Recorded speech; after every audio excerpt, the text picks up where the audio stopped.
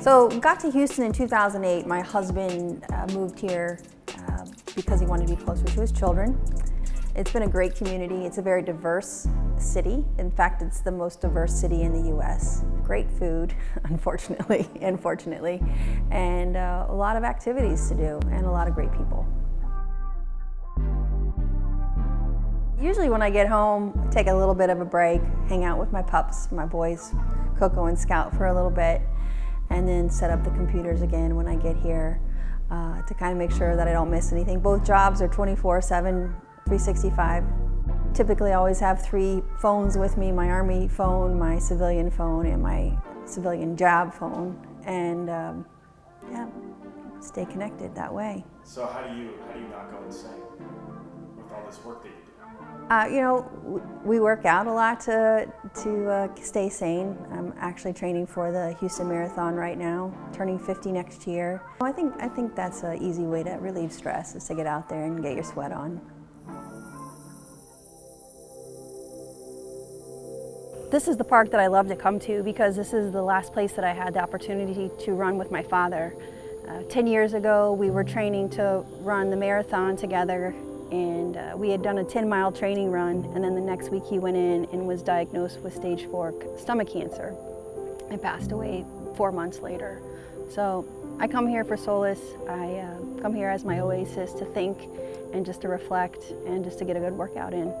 So now, in remembrance of my father, basically every December 24th is when I come here to try to do that run again, remembering him and all he did for me, and to remember him on those 10 miles. And why December 24th? December 24th was the day that we did our last run together and completed those last 10 miles together.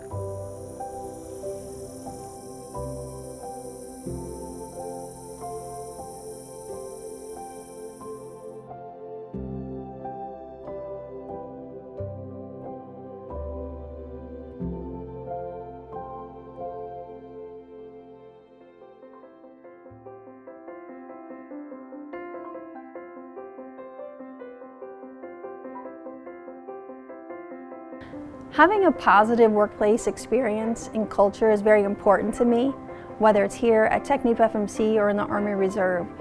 Employees that come to work happy and looking forward to what they're doing are going to be more productive.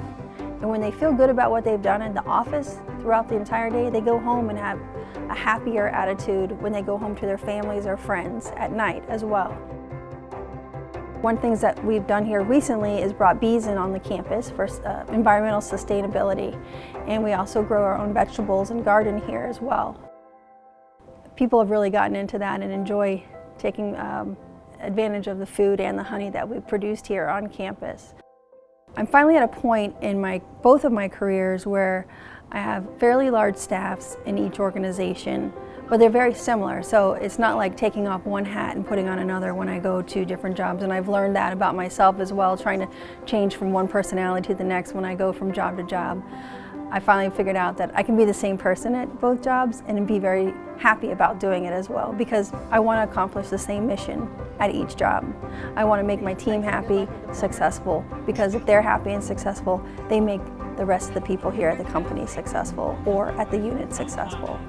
Even though oil and gas and the energy industry has been fairly male-dominated, I see the trend that there's more women in the industry, and it's been a fantastic career for me.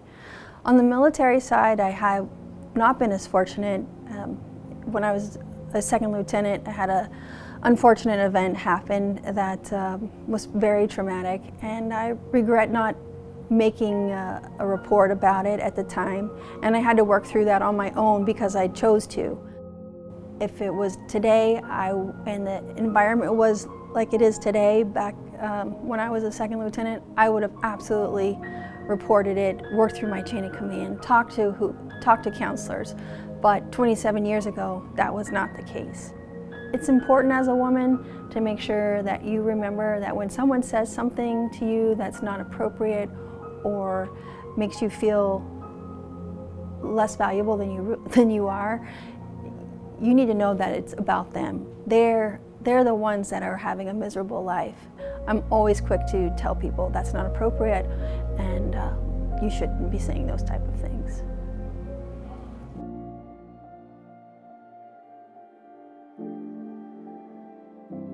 I've always loved unicorns since I was little.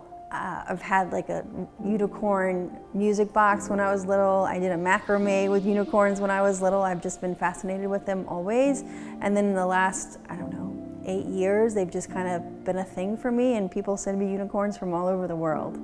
I think they're special. I mean, everybody is a unicorn in their own way. We all have our own unique magic about us, and finding that magic is what is important to me to make people successful.